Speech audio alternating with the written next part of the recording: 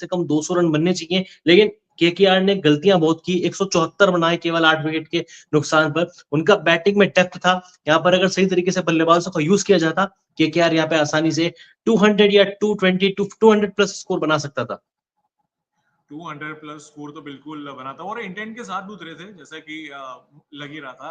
आपको क्या लगता है कि ये मैच, चलो ठीक है, और वैसे भी ये आईपीएल स्टार्ट हुआ है तो तुरंत इतना ज्यादा उतावलापन भी सही नहीं है। मुझे पता है ये चीज कि आगे चीजें मैच होगी, लेकिन एक चीज अगर मैं बोलूं कि प्लेयर के हवाले से, सारे प्लेयर्स के हवाले से, चाहे वो केकेआर है, सारे जो प्लेयर्स हैं, ऐसा नहीं कि स्ट्रगल कर रहे हैं।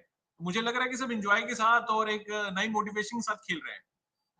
एक एक नई शुरुआत है ना, क्योंकि आप देखिए आईपीएल के सीजन 18 में हम पहुंच चुके हैं। सभी को एक्साइटमेंट रहता है, सभी को एक वेट करते हैं सब आईपीएल के शुरू होने का, और ये तो आगाज है। आप देख लीजिए विराट कोहली, लग ही नहीं रहा था कि बंदा टी20 इंटरनेशनल को रिटायर कर चुका है। 9 महीने के बाद टी20 फॉर्मेट खेल रहे थे, और जिस तरीके से नजर आ रहे थे ऐसा लग रहा है कि इनके लिए तो बाएं हाथ का खेल है। कल भी टी20 खेल रहे थे, परसों भी खेल रहे थे। नहीं भाई, वो 9 बंदे के बाद टी20 खेला, लेकिन उस बंदे ने फील नहीं होने दिया।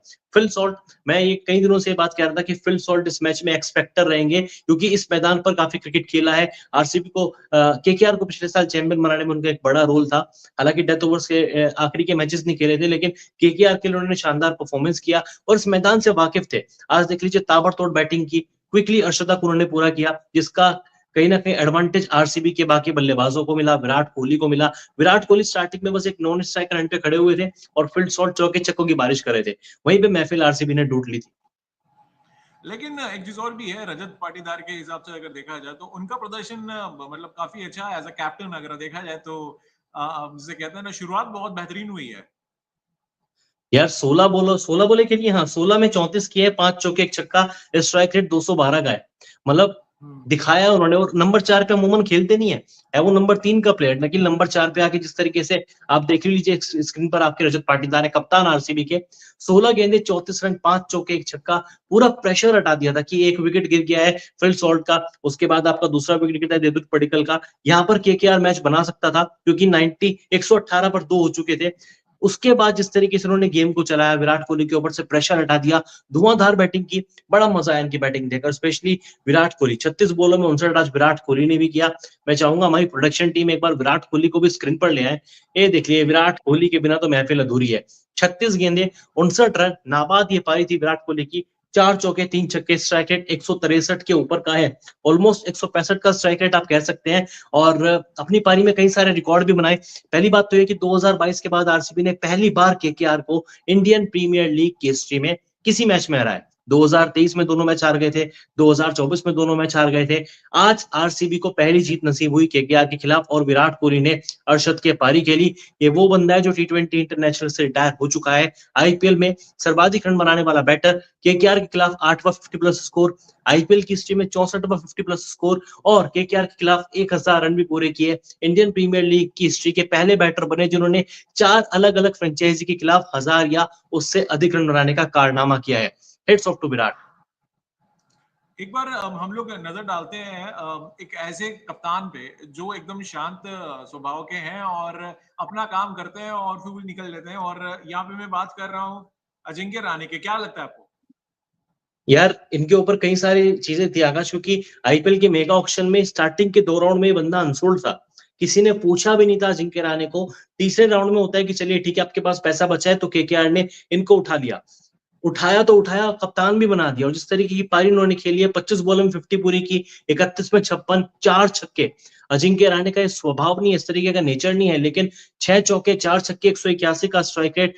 बीते कुछ महीनों में अजिंक्य रहाणे ने जिस तरीके से अपने ऊपर काम किया है, जिस तरीके से वो बैटिंग कर रहे हैं, अगर थ्रू आउट द सीजन वो इसी तरीके से रन बनाते गए, स्ट्राइक रेट उनका ऐसा ही रहा, तो वो दिन दूर नहीं कि इनको इंग्लैंड सीरीज के लिए शायद एक बार फिर से कॉल अप कर लिया जाएगा, क्योंकि लगातार डोमेस्टिक क्रिकेट में रनों का अंबार लगाकर ये बंदा यहाँ तक पहुंचा है, आईपीएल तक पहुंचा है, कप्तानी कर रहे हैं। 1.5 करोड़ इनका बेस प्राइस था, 1.5 करोड़ में केकेआर ने उठाया था, 31 में 56 किए। हालांकि नंबर 3 पर बैटिंग करने आए, जिस तरीके से उन्होंने बैटिंग किया, पारी को चलाया, सुनील नरीन के साथ पार्टनरशिप की, बहुत मजा आया। उम्मीद है कि आने वाले मैचेस में भी इनका परफॉर्मेंस ऐसा ही देखने को मिलेगा।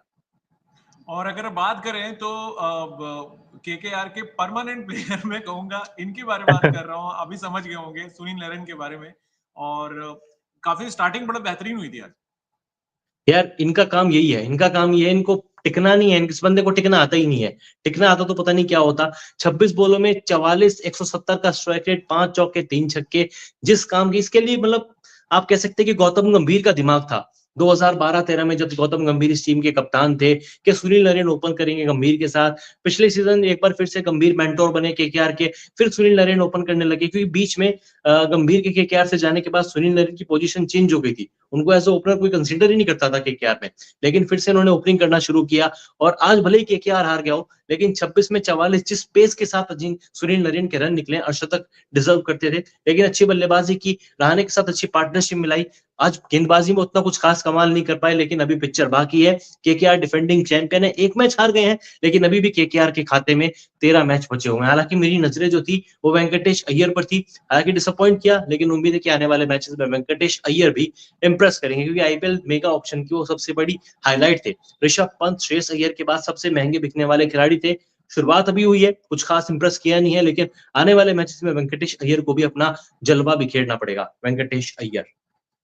और बात इनकी भी जरा कर लेते हैं कि अगर ये चल जाते हैं ना, तो मेरे ख्याल से जो आपकी प्रोडिक्शन थी वो सच में मतलब साबित हो सकती थी। रन अच्छे खासे बन सकते थे, लेकिन ये जल्दी जल्दी बने। और जो ब्रेक थ्रू है जो हुआ, ये मेरे ख्याल से ये मैच के रिजल्ट के हिसाब से ठीक था, खास करके जो आरसीबी की अगर तरफ से देखा जाए तो। कह सकते हैं आप, क्योंकि क्विंटन डिकॉक बहुत सस्ते में आउट हो गए, जल्दी आउट हो गए थे। और क्विंटन डिकॉक गेम को चलाना जानते हैं। पहले ओवर में बंदा 4 रन बना के आउट हो गया। उसके पीछे आप क्रेडिट दे दीजिए जॉस हेजलवुड का भी, क्योंकि कमाल की गेंदबाजी की। हमने कुणाल पांडे की तारीफ तो कर ली, लेकिन हमने जॉस हेजलवुड की तारीफ नहीं की। 2 विकेट उनके खाते में भी थे और कहीं ना कहीं उनको भी क्रेडिट जाता है क्विंटन डिकॉक को, जिस तरीके से उन्होंने आउट किया। उसके बाद हर्षित राणा को भी उन्होंने आउट किया। हर्षित राणा एक चौका लगा चुके थे। क्विंटन डिकॉक अगर 5 ओवर खेल जाते हैं, पावर प्ले खेल जाते, तो आप देखते कि उनके बल्ले से 80 प्लस रन कम से कम निकलते, क्योंकि पारी को चलाना जानते हैं और टी20 क्रिकेट का ये बंदा एक्सपर्ट है। दुनिया भर की टी20 लीग खेलता है रिटायरमेंट के बाद। बड़ा मजा आता है क्विंटन डिकॉक की पारी देखने में। लेकिन अगर आने वाले मैचेस में भी इनका बल्ला आउट ऑफ फॉर्म चलता है, तो आप रहमान गुरबाज को ज्यादा देर तक बेंच पर नहीं बिठा सकते। जी, लेकिन एक चीज और भी मैं जानना चाहूंगा आपसे, इस प्लेयर की क्या कैपेबिलिटीज हो सकती हैं, और अगर ये चलते तो क्या कमाल कर सकते थे? यार क्विंटन डिकॉक का चलना आकाश बहुत जरूरी है। स्पेशली आप आईपीएल 2024 में भी देखो ना, उन्होंने उतने मैचेस नहीं खेले थे, क्योंकि इंपैक्ट प्लेयर का रोल आने के बाद कहीं ना कहीं टॉप ऑर्डर के बैट्समैन के ऊपर भी थोड़ा बहुत प्रेशर है कि अगर नहीं चला तो अगले मैच में हटा दिया जाएगा, क्या पता किसी सब्स्टिट्यूट प्लेयर को मेरी जगह पे ले आए। और इनके ऊपर भी प्रेशर बनना शुरू हो जाएगा। ये तो पहला मैच था, बहुत बड़े कद के प्लेयर है क्विंटन डिकॉक। पहला मैच नहीं चला, आने वाले 2-3 मैच अगर और नहीं चल पाए ना, तो फिर केकेआर को मजबूर होना पड़ेगा फिल सॉल्ट का विकल्प ढूंढने के लिए और रहमानुल्लाह गुरबाज को, बेंच पे बैठे हुए रहमानुल्लाह गुरबाज को एक्शन में लाने के लिए, क्योंकि उनके पास एक रॉ टैलेंट बैठा हुआ है। रहमानुल्लाह गुरबाज बड़ी कमाल क्रिकेट खेलते हैं और मैं चाहता हूँ हमारे पहले मैचेस में वो सुनील नरीन के साथ ओपनिंग करते हुए नजर आए। ये तो है ही, लेकिन आपको अगर मैं आपको बोलूं कि कौन से ऐसे प्लेयर हैं जो लग रहा है कि इस जो आज के मैच को देखकर कौन से लग रहा है कि आने वाले जो मैचेस हैं, वो खास करके चाहे वो केकेआर की तरफ से हो चाहे आरसीबी की तरफ से है, वो बाकी टीमों को टक्कर देने यार अच्छे फॉर्म में आ चुके हैं, आपको क्या लग रहा है? अंकृश रघुवंशी नंबर 4 पे खेले थे। मैंने